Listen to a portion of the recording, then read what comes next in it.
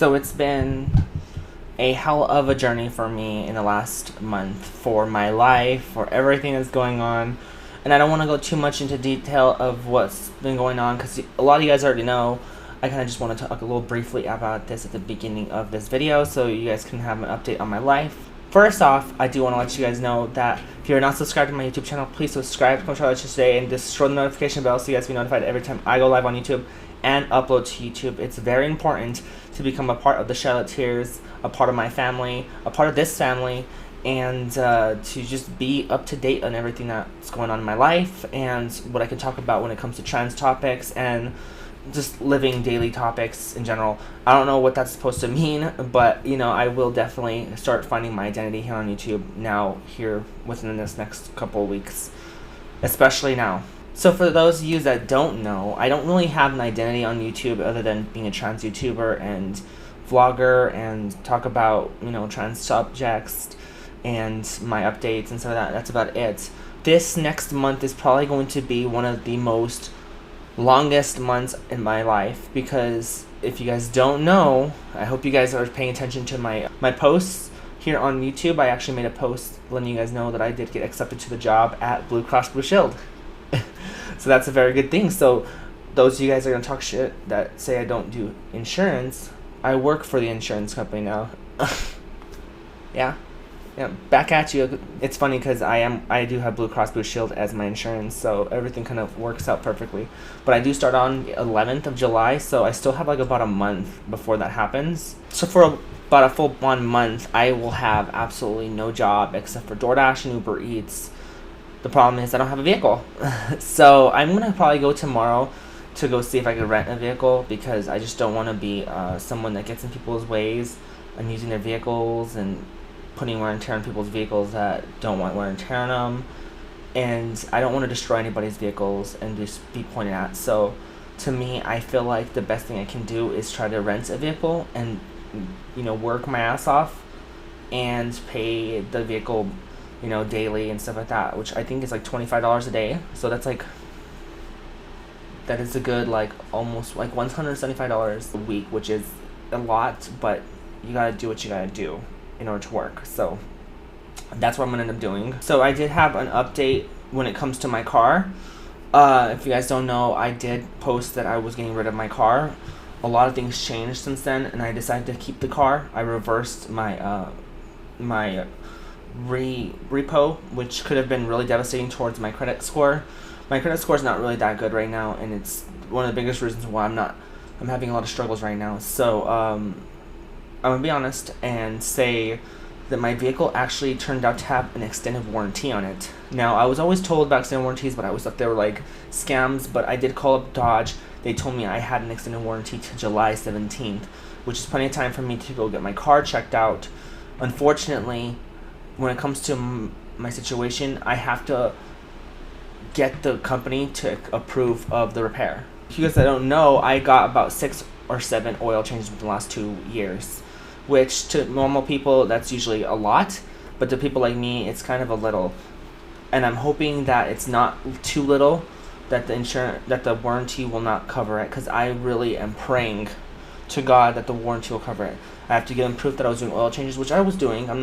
I didn't drive my car to break it. I didn't sit there and neglect to take care of my car. I took care of it as much as I could possibly have done.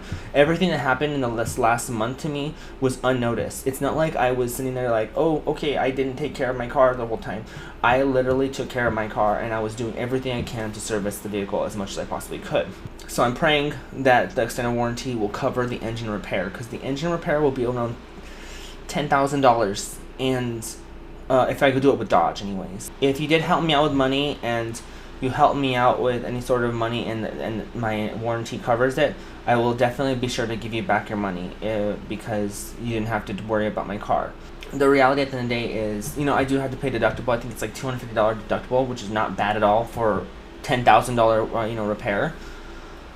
I'm just praying that everything works out as planned. Right now, that's one of the best things that could happen right now is to get that warranty covered. If not, if it doesn't cover, the warranty doesn't cover it, I might get an option to finance the repair, which is my next best bet, because I could finance stuff. I can pay things monthly. I don't mind that. It's the whole pulling out $10,000 out of my ass and then putting it down and telling everyone, hey, here you go, I have $10,000. I don't have that kind of money. I can work for it, though. With that being said, I know you guys have heard plenty enough about my situation with my car.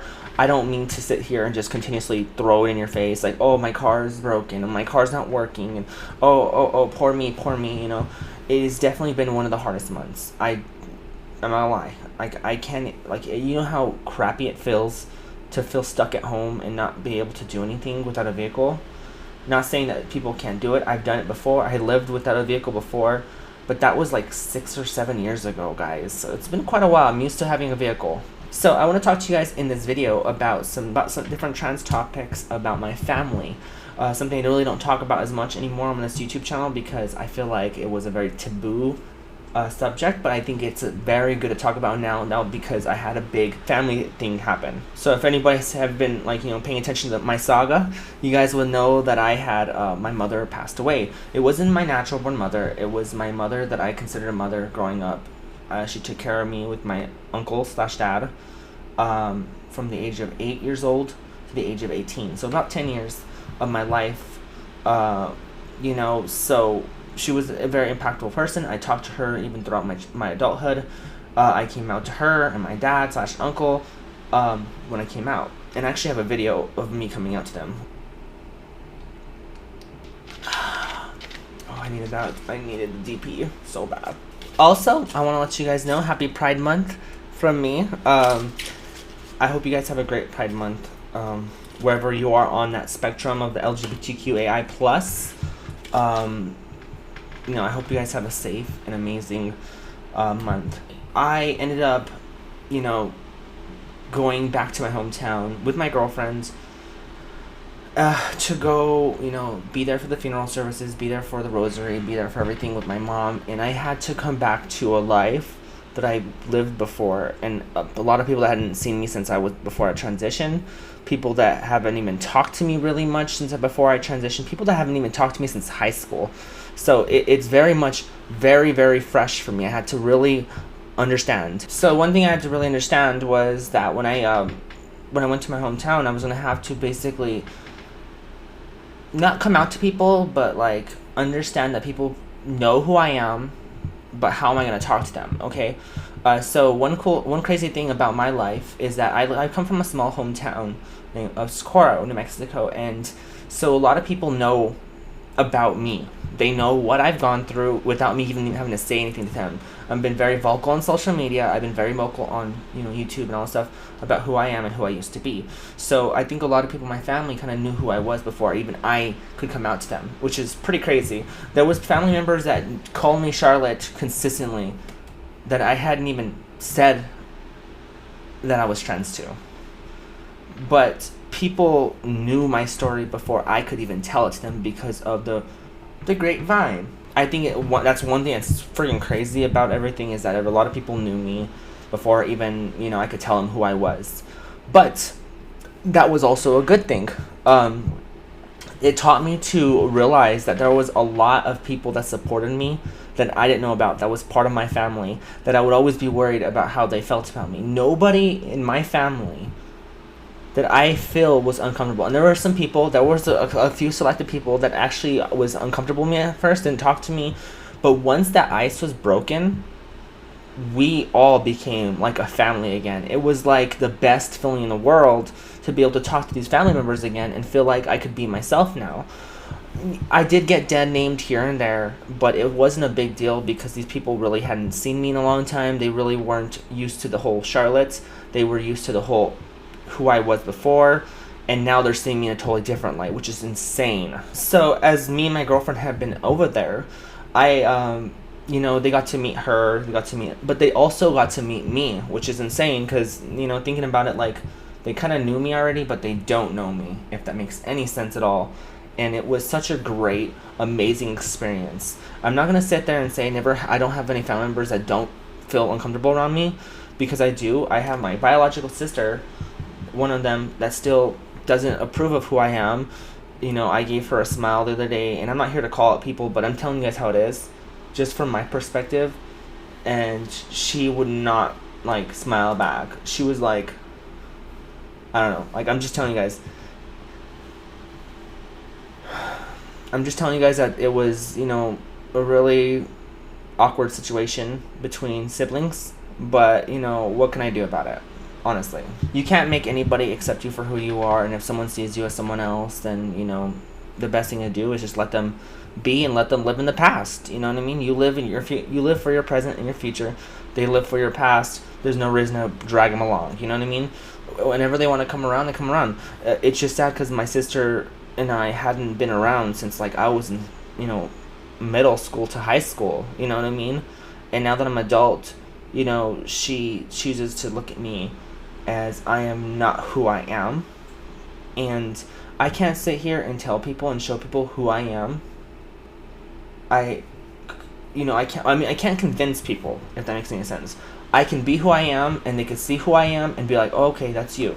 But I can't sit here and tell people, please see me as Charlotte. Because if they don't see me as Charlotte, then who is it? Who am I to care about that? I care about the people who do. I care about my Charoletteers. I care about my family. I care about the people that really care about me as Charlotte. They see me for who I am, not who I was. And they judge me for, you know, the book that I have right now. You know what I mean? I never transitioned for any sort of reason other than the fact that I needed to come out, and for, you know, other reasons. My life, my body, my choice, everything that I did for a good cause and for a good reason. But I'm going to say right now, 99.5% of my family accepted me, and people I didn't even know would. So, and some people were like, are like opening up and wanting to be around me more in my life now, you know? So it's insane. It feels really good to know I have family out there. And you know what, surprisingly, if you look around, you might find that more people support you too. Not just the people you think. We live in a very progressive society, and the people that we're around are changing every day about how they feel about certain subjects, because they see it happening in their lives. In my opinion, you know, transitioning and being transgender is very much almost normal in society nowadays. You know, I see trans people all the time, everywhere I go now. Not gonna lie, I see one every time I go to a Starbucks. That's just the truth. But the reality of the day is, you know, you see them all the time. It's no longer just like this, you know, this taboo thing that happens, and you're never gonna meet a trans person in your life. You're gonna meet one, I guarantee you. And there's a lot of people out there that find nice trans people, and it changes their perspective of who trans people are and what they stand for. You know, because trans people are very much an umbrella of people, just like the world is an umbrella of people. We all have our good and bads. You know what I mean? We're not made to be bad people. And one final thing, if you are having a trouble talking to your family, or you've come out and you let your family know and you feel like they don't support you, make yourself as yourself around them. Let them know that you are who you are, and there ain't nobody that's going to tell you differently. And be proud of yourself, because you've done one of the biggest fucking things you could ever done, and that's come out. You know, coming out is very hard, and it's only going to get better and better and easier for people in the future the more that we come out. So I did, you did, and if you are having a problem doing it, you can do it, honey. Don't put yourself down. Go show your family who you are. That's what it is. That's what I have to say.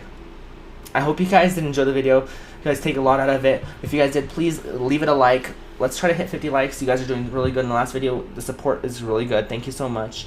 And let's pray that I get out of this rut as soon as possible, so I can just get back to regular life and getting back to my feet, because I'm very much still in this nightmare. I'm close to getting out. I'm looking at the light at the end of the tunnel, so things are going to get better. I'm just thankful you guys are here. Thank you guys for 7,100 subscribers, by the way. We just hit 7,100 the other day, so thank you guys so much. Let's continue to blow up on YouTube. Let's do this. Let's get to 10K, because I'm like feeling like 10K is our number.